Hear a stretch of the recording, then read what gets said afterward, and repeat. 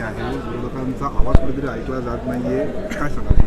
काय बघा, बीड जिल्ह्यामध्ये जो काही संतोष देशमुख आपले सरपंच जे होते त्यांच्यावरती जो काही तिथं त्यांच्या ज्या पद्धतीने मर्डर झाला एकदम चुकीचा झाला. पहिल्या दिवशीपासून परभणीचा विषय असेल, बीड जिल्ह्याचा विषय प्रामुख्याने आम्ही मांडतो. आदरणीय सभापती महोदयांनी सांगितलं की आज तो चर्चेला आपण विषय घेणार, पण आज सकाळी आल्यानंतर सुद्धा तो चर्चेला विषय आलेला नाही. त्याच्यामुळं आम्ही आज वॉकआउट केलेलं आहे. इकडे फडणवीस बोलतात की विरोधकांनी माध्यमांशी न बोलता सभागृहात बोलावं आणि सभागृहामध्ये बोललं दिलं जात नाही. या भूमिकेकडे कसं पाहता?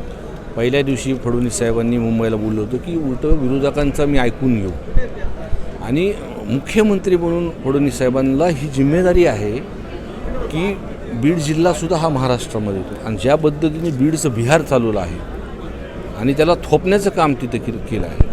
आम्ही एक राजकीय काही द्वेषापोटी काही बोलत नाही आहे, पण मुख्य परिस्थिती फडणवीस साहेबांनी जर प्रशासनाकडून जर काढली तर वस्तुस्थिती त्यांच्याही लक्षात येईल. आम्ही फक्त एवढंच त्यांना म्हणतो आहे, आमची मागणी सरकारला एवढीच आहे की ह्याच्यामधले जे अटक करणे, काही लोक अटक केले, पण ह्या मागचे जे मास्टर माइंड वाल्मिक कराड आहे, CDR जर तपासले तर सरळ एकदम खुलं एकदम तुमच्यासमोर येईल. आमची मागणी एवढीच आहे.